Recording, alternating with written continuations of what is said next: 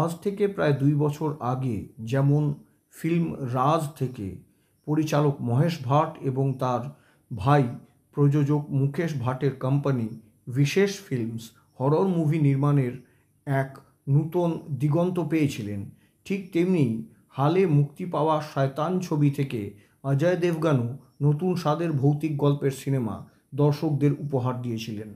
মূলধারার হিন্দি সিনেমার ভক্তরা, বাণিজ্যিক হিন্দি সিনেমার ভক্তরা শুরু থেকেই তাদের প্রিয় অভিনেতা অভিনেত্রীদের ভৌতিক ছবিতে দেখতে আগ্রহী ছিলেন।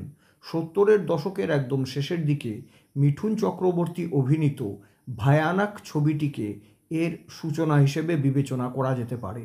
তবে সাবিত্রী এবং সত্যবানের পৌরাণিক কাহিনীর থিমের উপরে ভিত্তি করে নির্মিত রাজ ছবিটির বিস্ময়কর সাফল্য সত্যি হরর জনরের মুভির টার্নিং পয়েন্ট ছিল। বর্তমান সময়ে নির্দেশক বিশাল ফুরিয়ার ছড়ি ফ্র্যাঞ্চাইজি হিট হয়েছে, যেখানে তিনি মেয়েদের বিরুদ্ধে অবিচারের গ্রাম্য সামাজিক পরিবেশকে তার গল্পের ভিত্তি হিসেবে তুলে ধরেছেন। 2025-এ মুক্তি পাওয়া কাজল অভিনীত মা ছবির ডিএনএও এই একই, শুধু এই গল্পে মুঞ্জার মতো একটি অপদেবতা বা দৈত্য জুড়ে দেওয়া হয়েছে। উত্তর ভারতে যারা নবরাত্রিতে দুর্গা সপ্তশতী পাঠ করেন তারা জানেন যে শক্তির কালিকা রূপ বা কালী রূপ কী, এটি কেন বিদ্যমান এবং প্রকৃতিতে ভালো এবং খারাপের মধ্যে ভারসাম্যের জন্য এই রূপ কতটা গুরুত্বপূর্ণ। এই প্রসঙ্গে রক্তবীজ দানবের গল্পটাও অনেক শোনা যায়। নির্দেশক বিশাল ফুরিয়া তার ইউনিট সাইভান কোয়াড্রাস, আমিল খান এবং অজিত জগতাপের সাথে পশ্চিম বাংলার চন্দ্রপুর নামক একটি কাল্পনিক গ্রামের পটভূমিতে হরর মুভি মায়ের কাহিনীটিকে ঘিরে একটি ভিন্ন জগৎ তৈরি করেছেন।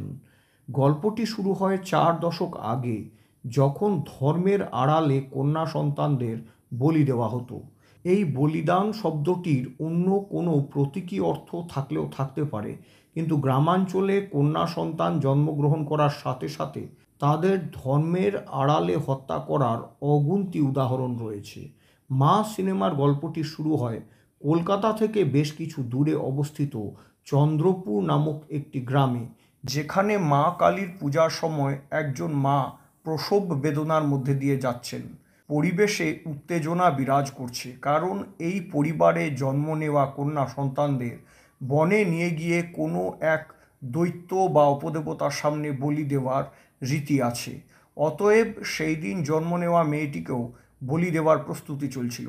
কিন্তু অন্যদিকে সেই সদ্যজাত কন্যা সন্তানের পিতা শুভঙ্কর কৌশলে তার পূর্বপুরুষ এবং পরিবার যারা এই রক্তাক্ত প্রথা অনুসরণ করছে তাদের ফাঁকি দিয়ে সেই গ্রাম থেকে বহু দূরে শহরে চলে যায় এবং তার স্ত্রী অম্বিকা এবং মেয়ে শ্বেতার সাথে সুখী জীবনযাপন করে। 12 বছর বয়সী শ্বেতার গ্রামে যাওয়ার খুব ইচ্ছে, কিন্তু পিতা শুভঙ্কর তাকে সেই গ্রামের ছায়া থেকেও দূরে রাখে। এমনকি যখন শুভঙ্করের বাবার মৃত্যু হয় তখনও সে পিতার অন্ত্যেষ্টিতে একাই গ্রামে যায়।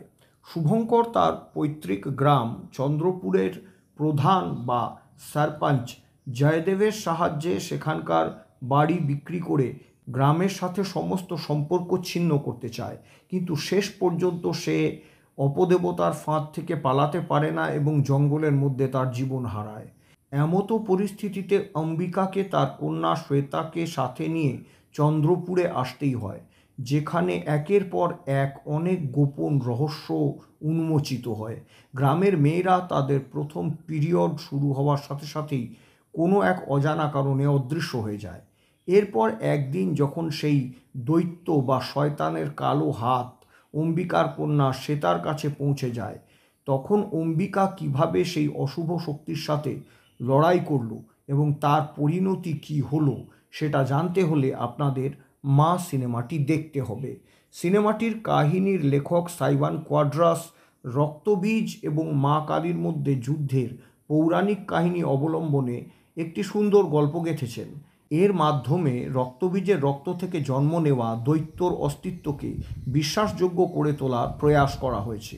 বাংলার পটভূমিতে কলকাতার নিকটবর্তী একটি কাল্পনিক গ্রামে গল্পটির পটভূমি স্থাপন করাও একটি ভালো সিদ্ধান্ত ছিল। কন্যাদের বলিদানের নামে লিঙ্গ বৈষম্যের বিষয়টিও তুলে ধরা হয়েছে, কিন্তু এইসব সত্ত্বেও ফিল্মের চিত্রনাট্য আর একটু মজবুত হওয়ার প্রয়োজন ছিল। চিত্রনাট্য কিছু কিছু জায়গায় অস্পষ্ট রয়ে গেছে। ভৌতিক ঘটনা এবং সিকোয়েন্স আরও বেশি থাকলে ভালো হতো। একটি মার্ডার সিকোয়েন্স ছাড়া ভৌতিক দৃশ্য এবং ঘটনাক্রম সেইভাবে ভয়ের আবহ তৈরি করতে ব্যর্থ হয়েছে। পরিচালক বিশাল ফুরিয়া ইতিমধ্যেই এই ধারায় ছড়ি এবং ছড়ি টু এর মতন সিনেমাগুলি তৈরি করেছেন। এই মা সিনেমাটি তার আগের ছবিগুলিরই একটি সম্প্রসারণ বলে ধরে নেওয়া যায়। এই সিনেমার জঙ্গলের দৃশ্যগুলি আমাদের ছড়ি সিনেমার মাঠের ভৌতিক দৃশ্যগুলির কথা আরেকবার মনে করিয়ে দেয়, কিন্তু মায়ের সিকোয়েন্সগুলি ফিল্ম ছড়ির মতো দর্শকদের মনে সেই একই স্তরের ভয় বা আতঙ্ক তৈরি করতে ব্যর্থ হয়েছে বলা যায়। মায়ের ক্লাইম্যাক্সও প্রেডিক্টেবল বা অনুমানযোগ্য। মাত্রাতিরিক্ত স্পেশাল এফেক্টস মাঝে মাঝে মাথা ধরার কারণ হয়ে যায়। অভিনয়ের কথা বলতে গেলে নিজের সন্তানের রক্ষক একজন মায়ের ভূমিকায় কাজলকে ভালোই লেগেছে। পর্দায় তার উপস্থিতি যথেষ্ট শক্তিশালীভাবে উপস্থাপিত করা হয়েছে। গোটা ফিল্মটিকে কাজল একার কাঁধেই টেনেছেন। তবে অভিনয়ের কথা বলতে হলে রণিত রায়ের কথা আলাদাভাবে বলতেই হবে। অনেকেই এটা হয়তো জানেন না যে রণিত রায়ের পুরো নাম রণিত বসু রায়। গ্রামের প্রধান জয়দেবের ভূমিকায় রণিত দুর্দান্ত কাজ করেছেন। গোটা সিনেমা জুড়ে তার সংলাপ পরিবেশনা এবং বডি ল্যাঙ্গুয়েজ চমৎকার। অন্যদিকে কিশোরী শ্বেতার চরিত্রে করিন বেশ দুর্বল। তার অভিব্যক্তি সমস্ত ক্ষেত্রেই একই রকম। বরঞ্চ চন্দ্রপুরের পৈতৃক বাড়ির কেয়ারটেকারের ভূমিকায় দিব্যেন্দু ভট্টাচার্য এবং তার স্ত্রীর ভূমিকায় বিভা রানীর অভিনয় দর্শকদের মনে প্রভাব ফেলে। চিত্রগ্রাহক পুষ্কর সিং এবং প্রোডাকশন ডিজাইনার শীতল দুগ্গল পরিবেশকে রহস্যময় এবং ভয়াবহ করার জন্য যথাসাধ্য চেষ্টা করেছেন। সিনেমাটির ব্যাকগ্রাউন্ড স্কোর আরও ভালো হওয়া উচিত ছিল। গানগুলিও উল্লেখ করার মতো কিছু নয়।